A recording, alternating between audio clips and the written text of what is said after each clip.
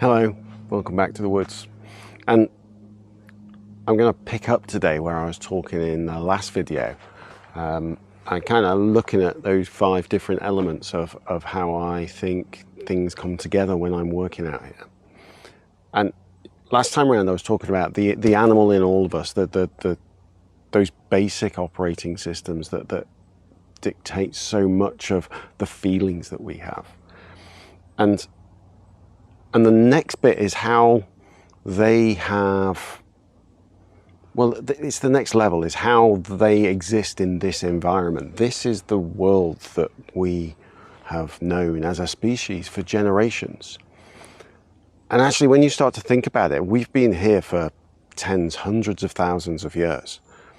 And it's only in the last few generations that we've started living in buildings where we've removed ourselves from this environment.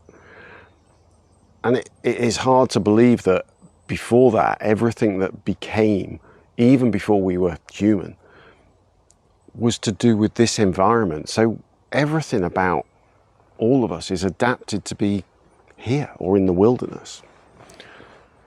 And it's no surprise that we're finding out that that connection runs deeper. The phytoncides, the chemicals, the compounds that the trees produce to communicate, to protect themselves, they have an effect on us. So by breathing the air that I'm breathing now, it has phytoncides in it. And those phytoncides have a measurable effect. So if I isolated them and breathe them in a laboratory environment, it's now measurable. You can measure my cortisol levels. Cortisol is the hormone that's related to stress. And that reduces when I'm starting to breathe phytoncides. At the same time, my immune system, the killer NK cells, they're the white blood cells that go around. They start to help us protect ourselves. And that increases when I'm exposed to air with phytoncides in it.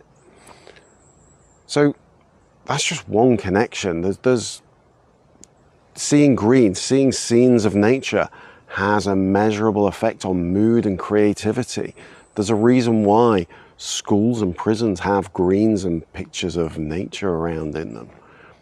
The sounds, that family of tits, the long-tailed tits that I'm hearing that are just casually going through, birdsong, that can improve your mood. Just hearing sounds of nature has a calming effect.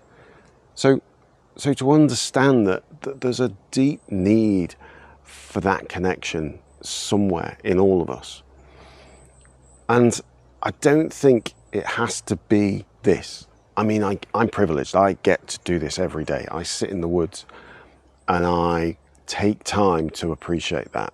But those connections can be the extract from cypress oil, or the extract that is cypress oil. That can be put into a diffuser. That has phytoncides in it. That provides a degree of connection. Pictures, watching this video will give you a sense of nature that is going to have some kind of an effect on your mood. And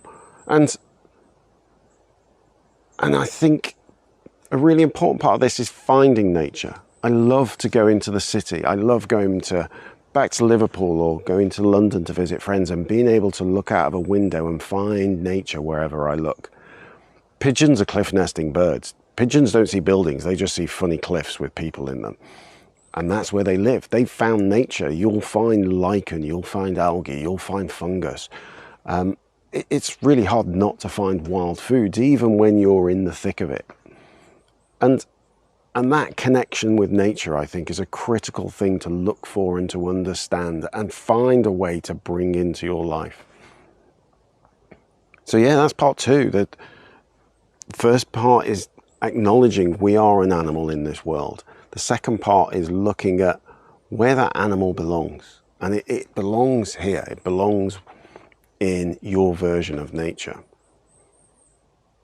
I'd be interested to know what you think. That's kind of a cue for you to leave a comment, I guess. And I really appreciate the time you spent watching this.